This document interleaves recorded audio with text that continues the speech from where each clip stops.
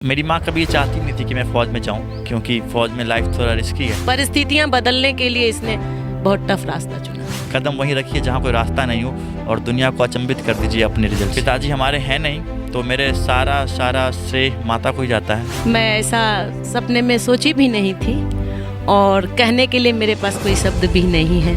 जब तक आपके अंदर वो आग है कि आप कुछ कर सकते हैं, आप इससे बेहतर कर सकते हैं, तो आप कदम बढ़ाते रहिएगा।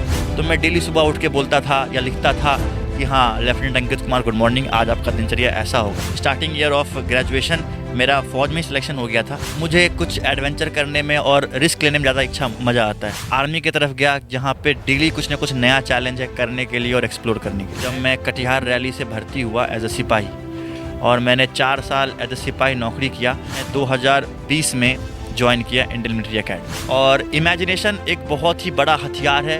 लोगों को, यूथ को पता नहीं है इमेजिनेशन के बारे में। मैं भोलेनाथ का भक्त हूँ, और भोलेनाथ ने मुझे प्रथम बार में फ़ौज में भी ज्वाइन करवाया, और प्रथम बार में मेरा एसएसबी भी क्लियर हुआ। जब इंसान ठान लेता है कि ये रास्ता मुझे अपनाना है, रास्ता बनाना है, चाहे रास्ता हो या ना हो, तो वो रास्ता खोज ही लेता है। आप रुक नहीं सकते हो।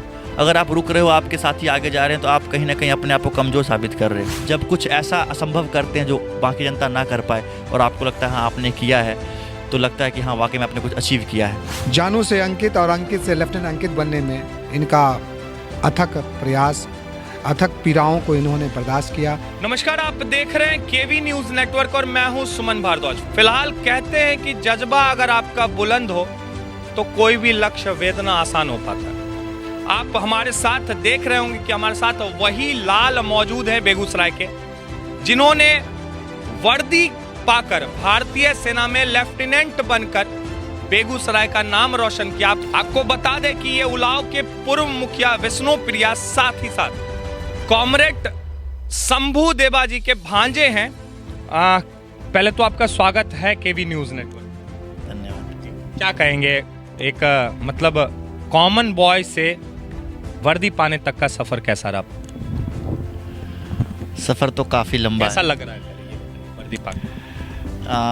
इस चीज़ को मैंने इतनी बार महसूस कर चुका हूँ कि मुझे अब कुछ भी अनयूजुअल या ऑर्डिनरी नहीं लग रहा। तो ये चीज़ को मैं काफ़ी ज़्यादा बार महसूस कर चुका हूँ। इसका स्टार्टिंग हुआ था आई थिंक 2012-13 में, जब मैंने पहली प्रयास और दूसरी प्रयास में एनडीए दिया था। कैसे दिल में आया कि मतलब हाँ भारतीय सेना में जाना चाहिए? ये पहाड़ों में एक शौक बना हुआ है कि पहाड़ के लोग भारतीय सेना में ज़्यादा जाना पसंद करते हैं, लेकिन बिहार में ये प्रचलन कैसे, ये मतलब बचपन से ही था कि भारतीय सेना में जाना है, या और कुछ दिलचस्पी थी, दिली ख्वाहिश थी? अगर आप इस बार का एक रेशियो निकालिएगा, तो within India Bihar is the 3rd largest state to provide military officers to Indian military academy. तो मेरा जहाँ तक मानना है, मैंने आई थिंक उस समय गदर मूवी देखा था, और उससे मुझे कुछ प्रेरणा मिली थी कि लाइफ शुड बी एडवेंचरस, कुछ एक्स्ट्रा ऑर्डिनरी लाइफ में होना चाहिए, और मुझे डेली कुछ करने में मज़ा आना चाहिए। कि मैंने कुछ आज ऐसा किया जो मैं बिस्तर पर जाके सोऊं तो मुझे नींद बिना कुछ सोचे आ जाए। तो ये ख्याल अब गदर मूवी देख के ही पूरा ख्याल भारतीय सेना में जाने का, इससे पहले की पढ़ाई, शिक्षा दीक्षा कहाँ से हुई? जी। और रिफाइनरी टाउनशिप है, तो मैं जब भी उसको क्रॉस करता था तो वहाँ पे खड़े सीआईएसएफ वालों को मैं सैल्यूट करता था। तो मुझे एक प्रेरणा वहाँ से मिलती थी कि एक, जब भी स्कूल में ठीक से कुछ पूछते थे कि आप बड़े होकर क्या बनिएगा, तो मेरा एक उम्मीद रहता था कि मैं या तो पुलिस में जाऊँगा या तो फौज में जाऊँगा। बचपन से एनसीसी में थे आप? हाँ, मैंने एनसीसी करने की कोशिश किया था, but starting year of graduation मेरा फ़ौज में सिलेक्शन हो गया था, तो मैं एनसीसी जा नहीं पाया। और मैंने अपना प्राइमरी एजुकेशन किया है सरकारी हाई स्कूल तरबन्ना से, और मैंने अपना 12th किया है हाई स्कूल महना से। अच्छा, एक सवाल है मेरे मन में गूंज रहा है। सरकारी विद्यालय की थोड़ी सी धारणा बनी हुई है कि इंग्लिश नहीं जान पाते, इतना थॉरोली इंग्लिश बोलना, ये बाद में आया कि आपने वहीं से सारा कुछ सीखा है, कि ये संस्कार का पूरा प्रभाव? नहीं, मैं इसके लिए थैंक करना चाहूँगा अपनी माँ को, क्योंकि बहुत कम चीज़ों होने के बावजूद उन्होंने मुझे बेसिक, जो मेरा क्लास 6 तक का एजुकेशन था, उन्होंने मुझे सेंट्रल स्कूल में पढ़ाया था। तो उसके वजह से मेरा थोड़ा इंग्लिश के ऊपर कमांड अच्छा था, और मेरे जो मित्रगण थे, दोस्त था, जो मेरा सर्किल था, वो हमेशा एक अच्छा सर्किल रहा, जिसका मेरे ऊपर प्रभाव पड़ता रहा। एक सवाल है मैं लेना चाहूँगा कि परिवार से सभी माताश्री समाज सेवा में दिल में तमन्ना नहीं आई, दिल में तमन्ना नहीं जगी कि हाँ मुझे भी राजनीति में जानी चाहिए, लेकिन आपने भारतीय सेना में जाने को चूज़ किया? हाँ, माता का पर्सनालिटी तो काफ़ी ज़्यादा मुझे इन्फ्लुएंस करता है, जैसा इनका पर्सनालिटी है, जैसे ये लोगों को कन्विंस करती हैं और अपनी बातों को रखती हैं। पर जहाँ तक मैं अपने पर्सनालिटी को जानता हूँ, मुझे कुछ एडवेंचर करने में और रिस्क लेने में ज़्यादा मज़ा आता है। तो इसीलिए मैं आर्मी की तरफ गया, जहाँ पे डेली कुछ ना कुछ नया चैलेंज है करने के लिए और एक्सप्लोर करने के लिए। ऐसी मतलब इंडियन मिलिट्री एकेडमी देहरादून जैसी, वहाँ कब आप गए थे, किस साल गए थे और कैसे वहाँ से सफ़र शुरू हुआ पूरा ये इंडियन मिलिट्री का? तो मेरा जो करियर शुरू हुआ इंडियन आर्मी में, वो हुआ 2015 में, जब मैं कटिहार रैली से भर्ती हुआ एज अ सिपाही। और मैंने 4 साल एज अ सिपाही नौकरी किया और फिर मैं असम में पोस्टेड था, जहाँ से मैंने प्रथम बार एसएसबी दिया। और मेरा एसएसबी सेंटर था इलाहाबाद, जहाँ से मैं रिकमेंड हुआ। और उसके बाद मैं 2020 में ज्वाइन किया इंडियन मिलिट्री एकेडमी। उसके बाद क्या दिनचर्या रहा करता था, कैसे आप तैयारी आपने की और आज आप लेफ्टिनेंट बने?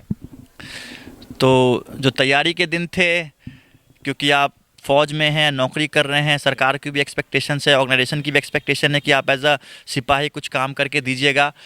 तो उन सब कामों को करने के बाद मैं अपने टाइम पे, अपने ओन टाइम पे किताब लेके, फ़ोन लेके साइड में बैठ के पढ़ा करता था, किताब पे लिखा करता था।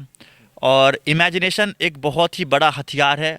लोगों को, यूथ को पता नहीं है इमेजिनेशन के बारे में। आप चीज़ों को एक्सेप्ट कर लेते हैं कि मैं गरीब हूँ या फिर मैं कमज़ोर हूँ। जब आप एक्सेप्ट कर लिए, वहाँ पे आप ख़त्म हो चुके हैं। जब तक आपके अंदर वो आग है कि आप कुछ कर सकते हैं, आप इससे बेहतर कर सकते हैं, तो आप कदम बढ़ाते रहिएगा। तो मैं डेली सुबह उठ के बोलता था या लिखता था कि हाँ, lieutenant Ankit Kumar, good morning, आज आपका दिनचर्या ऐसा होगा। क्योंकि उस चीज़ को आप पहले स्वयं में एक्सेप्ट करते हैं। फिर मैंने उसको एक्सेप्ट किया, अपने आप को वैसे देखा, वैसे ढाला। कई लोग मजाक भी उड़ाए, कई लोगों ने मुझे पीछे भी खींचने की कोशिश किया, बट वो चीज़ आपको पुश करती है। तो उसके वजह से मैं काफ़ी ज़्यादा मोटिवेटेड रहा कि नहीं, करके तो दिखाना पड़ेगा इनको एक बार। भगवान का काफ़ी ज़्यादा साथ रहा। मैं भोलेनाथ का भक्त हूँ और भोलेनाथ ने मुझे प्रथम बार में फ़ौज में भी ज्वाइन करवाया और प्रथम बार में मेरा एसएसबी भी क्लियर हुआ। और मैं अपनी पूरे 4 साल की ट्रेनिंग, सारे परीक्षाएं प्रथम बार में ही उत्तीर्ण की। मतलब उत्तराखंड को देवभूमि भी कही जाती है, और वहाँ जाके बिहार का लाल और भोलेनाथ का भक्त, क्या कुछ सीखा और क्या कुछ खास डिसिप्लिन सीखे वहाँ पे? क्योंकि ऐसा माना जाता है कि इंडियन मिलिट्री एकेडमी में सीनियर्स का वर्चस्व रहता है और वो जूनियर पे धावा बोलते हैं, और अगर आप नहीं करते हैं जो वो आपको ट्रेनिंग करवाते हैं, तो इंडियन मिलिट्री एकेडमी का क्या प्रभाव है एक आम डिफेंस के स्टूडेंट? डिसिप्लिन तो हमारा बेड रॉक है और वो सबसे बड़ा कड़ी है एक ऑफिसर या फिर एक सिपाही बनने के लिए। तो जहाँ तक आप बात कर रहे हैं सीनियर्स का, तो आपको पता होना चाहिए कि आप किस सीनियर से कैसे डील कर रहे हैं और आपको ऑर्डर्स फॉलो करना आना चाहिए। क्योंकि वो अगर आप एकेडमी में नहीं सीख पाइएगा तो आप उस चीज़ को बाहर अमल नहीं कर पाइएगा। जंगी मैदान पे या जब सिचुएशन और ख़राब होंगे तो आपका दिमाग विचलित होगा। बट जब आपको पता है कि नहीं, मुझे ऑर्डर मिल चुका है, ये काम मुझे करना है तो करना है, और जब इंसान ठान लेता है कि ये रास्ता मुझे अपनाना है, रास्ता बनाना है, चाहे रास्ता हो या ना हो, तो वो रास्ता खोज ही लेता है। तो सीनियर्स काफ़ी ज़्यादा सपोर्टिव भी थे। उन्होंने पहले वो सिखाते हैं कि चीज़ें ऐसी करनी है और गलती होने पे बजाते भी हैं, तो ताकि, क्योंकि आप रिवॉर्ड और पनिशमेंट से ही सीख पाते हो। अगर आपको कहीं इनाम मिल रहा है तो आप अच्छा काम करते हो, या फिर आपको पनिशमेंट मिल रहा है तो आप गलत काम नहीं करते हो। तो वहाँ पे वही चलता है, अगर आप अच्छा काम कर रहे हो आपको हौसला अफजाई होगा, बढ़ावा मिलेगा, आपका नाम ऊँचा होगा, और अगर आप गलत काम कर रहे हो तो उसी प्रकार आपको पनिशमेंट दी जाएगी। मतलब एक वहाँ का माहौल हमने देखा है कि साइकिल से ही सभी लोग अंदर की ट्रेनिंग के टाइम पे चलते हैं और ट्रैफिक भी रुक जाती है। मैंने ये चर्चा शंभुदेवा सर से भी की थी, और मैं 4 साल बिता के आया हूँ देहरादून। तो ये सब माहौल, जो अंदर का वातावरण है, थोड़ा सा हमारे दर्शकों को बताया जाए कि क्या डिसिप्लिन है वहाँ, ताकि डिफेंस के क्षेत्र में जाने वाले जितने भी लोग होंगे वो कुछ ना कुछ आगे की जानकारी रख पाए। इंडियन मिलिट्री एकेडमी अपने आप में इतना बड़ा संस्था है और इतना बड़ा कंपाउंड में बन रखा है कि आप उसको पैदल कवर नहीं कर पाइएगा। और हमारा जो शेड्यूल है वो दिनचर्या चालू सुबह पीटी से होती है और रात तक आते आते बहुत अलग अलग एक्टिविटीज़ इसमें इन्वॉल्व हो जाती हैं। तो वो एक क्लासरूम ओरिएंटेड ट्रेनिंग प्रोग्राम नहीं है जिसे आप सिर्फ एक क्लास में बैठ के कंप्लीट कर पाएँ। तो इसीलिए आपको बाइक प्रोवाइड करवाई जाती है वहाँ पे, और बाइक में भी चलने का वहाँ स्पेशल रूल्स हैं कि आप 4 के स्क्वाड में ही जाइएगा, 2 बंदे आगे 2 बंदे पीछे, आप अकेले इंडिविजुअली नहीं घूम सकते हैं। और जहाँ तक कि आप बात के ट्रैफिक्स का, तो हाँ, जब हम मूव करते हैं तो ट्रैफिक को रोक दिया जाता है, बट रिसेंटली अब 2 अंडरपास बन चुके हैं जो जिसकी वजह से ट्रैफिक बाधित नहीं होता है। अब आईएमए में अंडरपास बन चुके हैं, जी, अब 2 अंडरपास बन चुके हैं साउथ ब्लॉक और नॉर्थ ब्लॉक को ज्वाइन करते हुए। ज्वाइन कर दिया गया। जी। दिनचर्या जो आपने बताया कि सुबह से शाम तक, सुबह पीटी से हमारा दिनचर्या शुरू हुआ करता था और शाम स्टेमिना रहती थी, हैं, कि सीनियर्स बजा बजा के ख़त्म कर देते थे। स्टेमिना बनती तब है जब आपकी ख़त्म हो जाती है। तो ब्रेकफास्ट कई बार मिस भी होता है, कई बार लंच भी मिस हो जाता है, बट द जिल कि आपको करना है, आप रुक नहीं सकते हो। अगर आप रुक रहे हो, आपके साथी आगे जा रहे हैं, तो आप कहीं ना कहीं अपने आप को कमज़ोर साबित कर रहे हो। तो हाँ, स्टार्टिंग में स्टेमिना रहती नहीं है, बट उसको स्टार्टिंग में हमारे सीनियर्स गाइड करते हैं और हमारा डाइट वैसे दिया जाता है, ड्राई फ्रूट्स एंड ऑल, कि आप कहीं पीछे ना रह जाएं। और वहाँ पे मेडिकल सपोर्ट भी हमेशा 24/7 रहता है, तो ऐसा स्टेमिना का कोई इशू आता नहीं है। हाँ, स्टार्टिंग में कमज़ोर विद्यार्थी कुछ आते हैं, बट विद इन वो 6 मंथ ऑफ ट्रेनिंग वो कूप अप कर जाते हैं और बाकी के बराबर हो जाते हैं। केवल अपनी ट्रेनिंग पे ही ध्यान थी कि मनोरंजन के भी बहुत सारे कार्यक्रम वहाँ होते हैं और लोगों के दिल बहलाने के लिए भी बहुत सारे ऐसे मनोरंजन के कार्य होते हैं, उसमें आप भाग लेते थे? हाँ, मनोरंजन के लिए हमारे ये क्लब एक्टिविटीज़ होती थी, जो कि वीक में 2 दिन होती हैं। अलग अलग क्लब हैं, जैसे कि आप साइकिलिंग कर सकते हो, माउंटेनिंग कर सकते हो, घोड़े चला सकते हो, स्विमिंग कर सकते हो, आर्ट्स हैं, आर्चरी हैं। तो अलग अलग क्लब्स हैं जिसमें कि आप क्लब एक्टिविटीज़ कर सकते हैं। उसके अलावा संडेज़ को और सैटरडेज़ को मूवी लगती है, आप मूवीज़ देख सकते हो। और संडेज़ को लिबर्टी मिलती है जिसमें कि आप बाहर घूमने भी जा सकते हैं। घूमने जा सकते हैं, जी। मतलब वही पूरा हॉस्टल वाला सिस्टम स्कूल टाइम में जो कराया जाता था मूवी देखने। हाँ, ये पूरा सिस्टम आप वैसा ही कह सकते हैं जो एक विद्यार्थी सैनिक स्कूल से निकलता है या किसी हॉस्टल से निकलता है, जब तक आप पास आउट नहीं हो जाते तो आपका वही स्टूडेंट का दिनचर्या रहता है। आपने बताया कि एडवेंचर ज़्यादा लगाव है हमारा, तो आप इन सब चीज़ों में किस में ज़्यादा रुचि जताते थे वहाँ? मैं एकेडमी टीम राइडिंग में रहा हूँ, तो मेरा राइडिंग से, घुड़सवारी से काफ़ी ज़्यादा शौक़ रहा है और मैंने उसमें पार्टिसिपेट किया है। तो मैं राइडिंग करता था, स्विमिंग करता था और जिस भी फिज़िकल एक्टिविटी में आवश्यकता लगती थी मैं उसमें पार्टिसिपेट करता था। घोड़े रखने के शौक है? हाँ, घोड़े रखने का मुझे बचपन से शौक़ है। इन फ्यूचर मैं घोड़े लेने का सोच भी रहा हूँ, तो मुझे लग रहा था कि मतलब जाने के बाद जो है माता श्री से आप बोलेंगे कि माता श्री मुझे एक घोड़ा चाहिए अब घर पे परमानेंट, ऐसा तो नहीं होने वाला? नहीं, ये चीज़ें तो मैं घर में पहले ही बता रखा हूँ। घोड़ों का और जानवर का मुझे काफ़ी ज़्यादा शौक़ है, तो अभी मैं देख रहा हूँ कि मेरे पोस्टिंग और लोकेशन के हिसाब से अगर अवेलेबल हुआ तो मैं रखूँगा। पोस्टिंग मिल गई? मुझे अभी जैसलमेर में मिला है मेरा फर्स्ट पोस्टिंग। तो ट्रेनिंग के लिए कब आप जा रहे हैं? अभी 20-21 दिन का छुट्टी है, उसके बाद हम आगे मूव करेंगे। किस पोस्ट के लिए सिलेक्शन? लेफ्टिनेंट? लेफ्टिनेंट अभी रैंक मिला है मुझे। आगे का कुछ लक्ष्य है? लक्ष्य तो करियर में अच्छा ही करना है, क्योंकि कंपटीशन कभी ख़त्म नहीं होती और अगर आप जिस दिन कंपटीशन से बाहर निकल जाइएगा तो आप उस दिन मरे हुए समान हैं। तो कंपटीशन है और अपना बेस्ट देना है, जहाँ तक भी जा पाऊँ, जहाँ तक भगवान मुझे लेके जाएं। अच्छा, डिफेंस वाले बंदे थोड़ा सा जोशीले अंदाज के भी होते हैं और देश के लिए बहुत सारी ऐसी शायरियाँ उनके जहन में गूंजते रहती है। क्या ऐसा कुछ हमारे दर्शकों के लिए अंकित जी बोलेंगे? जोश तो हमारे अंदर आ जाता है कि आप जब कुछ ऐसा असंभव करते हैं जो बाकी जनता ना कर पाए और आपको लगता है हाँ आपने किया है, तो लगता है कि हाँ वाकई में आपने कुछ अचीव किया है। और मेरे मन में हमेशा एक ही बात चलती है, और जब हम राइडिंग करते हैं तो हमें यही सिखाया जाता है कि हम कदम वहाँ रखते हैं जहाँ कोई रास्ता नहीं होता। हम कदम वहाँ रखते हैं जहाँ कोई रास्ता नहीं होता। कोई रास्ता नहीं होता। तो मैं यही बोलना चाहूँगा यूथ को, रास्ते नहीं थे तभी आपने कदम रखे। कदम वहीं रखिए जहाँ कोई रास्ता नहीं हो और दुनिया को अचंभित कर दीजिए अपने रिजल्ट से। सफलता का श्रेय किनको देना चाहिए? सफलता योगदान रहा पूरा इस कार्यक्रम में? अपनी तो योगदान रहती है, संघर्ष हम खुद करते हैं, लेकिन और घर परिवार साथ ही समाज का कितना योगदान रहेगा? मैं अपना श्रेय देना चाहूँगा स्टार्टिंग अपनी माता से, जिन्होंने मुझे फ्रीडम दिया अपना करियर चूज़ करने के लिए, अपने गुरुजन से, टीचर से, वो टीचर्स जो मुझे बुकिश चीज़ें ना पढ़ा के लाइफ रिलेटेड प्रैक्टिकल चीज़ें बताए, और मेरे मामा जी शंभुदेवा जी से, जिन्होंने मुझे काफ़ी सपोर्ट किया फिज़िकल एक्टिविटीज़ में, और भगवान से भी, क्योंकि मैं ये मानता हूँ कि इंसान भले ही कुछ हासिल कर सकता है, बट कहीं ना कहीं एक करिश्मा है जो आपको सपोर्ट करती है। और मैं सभी को ये बोलना चाहूँगा कि हाँ, कीप फेथ इन गॉड और मेहनत करते रहिए, आपके मेहनत का रिजल्ट जरूर एक दिन आएगा। तो देख सकते हैं हमारे बेगूसराय के लाल ने कमाल किया है और आज ये बयां हो रहा है इनके जुबानों से कि क्या संघर्ष था और कैसे इस संघर्ष को इन्होंने भेदा। एक सवाल और लेना चाहूँगा, मतलब संघर्ष की बातें थोड़ी खुल के नहीं आई सामने, वो सारी चीज़ें कि थक जाया करते थे, बहुत सारी दिक्कतों, मजाक उड़े, आपने बताया कि मजाक उड़े हमारे, लेकिन बहुत सारी बातें ऐसी दबी रह गई है। क्या कुछ खास थे वहाँ, क्या कुछ खास संघर्ष किया आपने? सभी व्यक्ति के जीवन में इंडिविजुअल संघर्ष होता है, आपके लिए कुछ अलग होगा, मेरे लिए कुछ अलग होगा। जो मैंने फेस किया, जब मैं असम में पोस्टेड था, मुझे राइडिंग का शौक़ था, स्विमिंग का भी शौक़ था, तो मैं रात को 2-3 बजे ड्यूटी ख़त्म करके मैं पहले ही चले जाता था।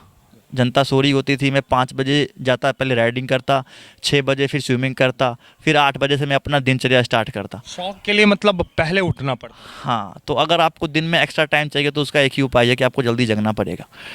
और संघर्ष की बात करूँ तो ट्रेनिंग में उतनी संघर्ष नहीं हुई, क्योंकि मैं हमेशा फिजिकल्स में अच्छा ही रहा हूँ, अपने आप को मैं मेंटेन रखता हूँ, डेली वर्कआउट करता हूँ। संघर्ष अगर कहीं रही तो फौज में जाने से पहले हुई, जब मैं ग्राउंड पे तैयारी करता था। कई बार अपने टाइमिंग को इम्प्रूव करने के लिए मैंने टायर बांध के भी रनिंग किया है।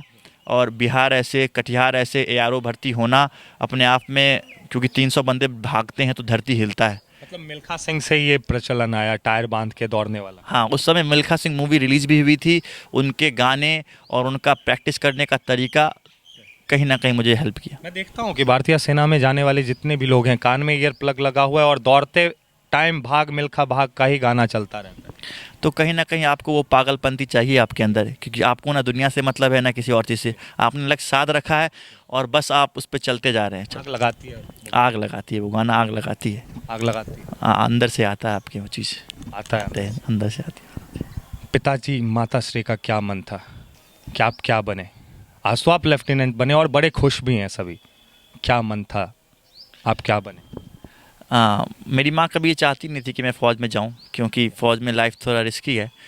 पर मैंने माँ को बोला, माँ मैं ऐसे भी मैं कुछ कर नहीं रहा हूँ यहाँ पे, तो एक बार ट्राई करता हूँ। और संजोग था कि मैं पहली बार में सिलेक्ट हो गया। पिताजी हमारे हैं नहीं, तो मेरे सारा श्रेय माता को ही जाता है, जिन्होंने मुझे बड़ा किया, जो संस्कार दिया, जिस तरह से मैं आज बिहेव करता हूँ, शिक्षकों को, बड़ों को आदर देता हूँ, इज्जत देता हूँ, वो मेरे माता का ही दिया हुआ। माता श्री का ही? जी। चलिए, बहुत बहुत धन्यवाद आप। Thank you. ज़्यादा समय नहीं लेंगे। नहीं, थैंक यू। आपके इस चैनल के माध्यम से मैं यूथ को एक बात बोलना चाहूँगा, फॉर बैक बेंचर्स, जो पीछे बैठे हुए विद्यार्थी होते हैं, ऐसा वो नहीं कि उनके अंदर कैपेबिलिटीज़ नहीं होती या ताकत नहीं होती। अपने ऊपर विश्वास रखिएगा। जब दुनिया आप पे विश्वास रखे ना रखे, just keep trusting your self, focus your self, और अपने एम को आप अचीव कर सकते हैं। बैक बेंचर ही कमाल करते हैं। चलिए, बहुत बहुत धन्यवाद आपका हमारे साथ जुड़ने के लिए। तो आप देख सकते हैं कि बेगूसराय के लाल ने बैक बेंचर रहते हुए कमाल कर दिखाया और भारतीय सेना में लेफ्टिनेंट बन के अपने माता श्री ही नहीं, पूरे बेगूसराय का नाम रोशन किया है। चलिए, बहरहाल हम इनकी माता श्री के साथ भी जुड़ना चाहेंगे और क्या कुछ खास कहना है इस बेटे के सफलता पे, वो सभी जानकारी आप तक पहुंचाएंगे। मैं सर्वप्रथम आपके चैनल के द्वारा जो भी हमारे दर्शकगण हैं, उन सभी को प्रणाम करती हूँ, और उसके बाद ही मैं आपके किसी भी सवाल का जवाब देना चाहूँगी। जी, क्या कहेंगे बेटा, आज इतना सफल हुआ, क्या मेरे दिन थे और आज लेफ्टिनेंट बना है बेटा? मैं ऐसा सपने में सोची भी नहीं थी, और कहने के लिए मेरे पास कोई शब्द भी नहीं है कि ये दिन भी मुझे देखने को मिलेगा, प्रभु के कृपा से और मेरे बच्चे के अथक मेहनत से। मतलब बेटे को वर्दी मिली और आपको कैप पहना दिया गया। IMA का एक रील वायरल हो रहा है, और उस टाइम क्या मंजर था? माता श्री कितनी भावुक थी कि बेटे की इस सफलता पे? मैं तो स्तब्ध रह गई थी जी, बिल्कुल स्तब्ध। और वो क्षण मेरे ज़िंदगी का शायद सबसे बड़ा ही कीमती अनमोल क्षण था, जब ये पल मुझे देखने को मिला। क्या कहना चाहेंगे तमाम माता पिता से जो भारतीय? मैं यही कहना चाहूँगी, भेजने से डरते हैं। मेरे बारे में खुद भी मेरे बच्चे ने कहा, आप सुने ही होंगे, और इसका एक कारण था कि मेरा पर्सनल लाइफ पहले बड़ा डिस्टर्ब रहा, और उसके बाद मेरे लाल पे ही सारी जिम्मेदारी आ गई थी, और मुझे ही ये इन्होंने सम्मानित करने के लिए कहिए या परिस्थिति बदलने के लिए इसने ये रास्ता चुना। मतलब माता श्री को सम्मान दिया है अंकित जी? जी, परिस्थितियाँ बदलने के लिए इसने बहुत टफ रास्ता चुना। मतलब देख सकते हैं माता श्री भी भावुक हैं, सभी भावुक हैं और खुशी का क्षण है, क्यों ना भावुक हो। जब संघर्ष करता है समाज, आगे बढ़ने के लिए संघर्ष करता है समाज, और जब सफलता मिल जाए तो वो खुद ब खुद अंदर से वो झकझोर के इमोशंस आ ही जाते हैं। देखिए मामा जी हैं शंभू देवा, कॉमरेड शंभू देवा हम कहेंगे। बहुत बहुत धन्यवाद मैम आपका। क्या कहिएगा आज भांजे के इस सफलता पे सर? इनका मेहनत इनको आज इस मुकाम पे लाया है, और मैं आपको यही कहूँगा कि जो भी लोग दिल से मेहनत करते हैं उनको कामयाबी मिलता है। हम बचपन में देखते थे, जब हम भी काफ़ी जिम जाने का शौकीन रखते थे, तो डंबल हम रखे हुए थे घर में, चेस्ट रॉड था, ये करते थे, और किताब पढ़ने का भी थोड़ा बहुत मुझे शौक़ था, तो वो किताब भी पढ़ता था। तो मुझे लगता था कि इसमें होनहार वीरवान के होते हैं चिकने पात, मुझे इसमें नज़र आता था। और एक चीज़ ये था कि शुरू से ये मतलब कि अनुशासन में रहा है और गंभीर रहा है। उतना गंभीर हम भी नहीं है जितना ये गंभीर हैं, और इनको हमने देखा है कि हेल्पफुल रहे लोगों के लिए, खुद खड़े होकर के लोगों को बैठाने का इनका रहा है। तो ये जो चीज़ें होती हैं ज़रूर माता पिता का जो होता है, और हमको लगता है कि ये नाना जी से भी ये काफ़ी क्लोज थे से। वो जॉर्ज मेडलिस्ट थे, विधायक रहे हैं, और उनको घर का नाम इसका जानू है। बाबूजी इनको हमेशा ज्ञानू कहते थे, तो उनका भी असर रहा है। और इसका भी इच्छा था कि नाना जी के जैसा बने, वो भी अच्छे राइडर थे, तो उस हिसाब से घोड़ा को हमेशा रखा। तो मैं समझता हूँ कि यूथ को हमेशा फोकस रखना चाहिए अपने करियर के लिए, और चैलेंज को एक्सेप्ट करना चाहिए। बिना चैलेंज के वो आगे नहीं बढ़ सकते। जानू ने लेफ्टिनेंट अंकित ने उसको एक्सेप्ट किया, आज लेफ्टिनेंट बन गए। तो जानू से अंकित और अंकित से लेफ्टिनेंट अंकित बनने में इनका अथक प्रयास, अथक पीड़ाओं को इन्होंने बर्दाश्त किया, और पर्सनल लाइफ के जितने भी हर्डल्स थे सबको इन्होंने पार करके एक अपना मुकाम हासिल किया। हम इनको हमेशा यही कहेंगे कि तुम आगे बढ़ते रहो देश के लिए। सबसे बड़ी बात है कि देश के लिए काम कर रहे हैं। जब हम यहाँ सोते हैं तो ये जवान जो हैं बॉर्डर पे जगते हैं, पढ़ा देते। तो हम यही कहेंगे कि ये हमें फ़ख्र होता है कि मैं पहले इसको शंभू देवा का भांजा लोग कहता था, आज कहता है कि अंकित के लेफ्टिनेंट अंकित के मामू है, तो ज़्यादा मुझको खुशी गर्व होता है। एक सवाल मेरे मन में रह गया अंकित जी, अभी वही रखना, अभी पूछ लूँ मैं, रोल मॉडल किन को मानते? भगत सिंह को तो नहीं? मूछें वैसी है सब कुछ। कहीं ना कहीं भगत सिंह जी रहे हैं मेरे रोल मॉडल। आइडियोलॉजी उनके मैं काफ़ी ज़्यादा फॉलो करता हूँ, बट वैसे आइडियोलॉजी में ऑर्गेनाइजेशन में अप्लाई नहीं कर सकता हूँ। बट हाँ, इंडिविजुअल लेवल पे मैं उनको काफ़ी ज़्यादा फॉलो करता हूँ। मूछों का शौक बचपन से रहा है। मूछें हमेशा ताव देने का मुझे और ऊपर उठा के रखने का शौक़ रहा है। तो उतना शौक नहीं, बियर्ड नहीं, मुझे मूछों का शौक़ रहा है, और मेरे नाना जी भी रखते थे। और हाँ, नाना जी का ब्लड मुझे कहीं ना कहीं लगता है कि मैं उनके नाम को कहीं ना कहीं ऊँचा लेके जा रहा हूँ। और ये तो मैं कहूँगा कि एक प्रथम पड़ाव है। ये पहली बार है जब मेरा नाम कहीं गूंजा है, बट आगे इससे भी ऊंचे ऊंचे काम करने हैं। फ्यूचर में आपको पता लगेगा उसके बारे में।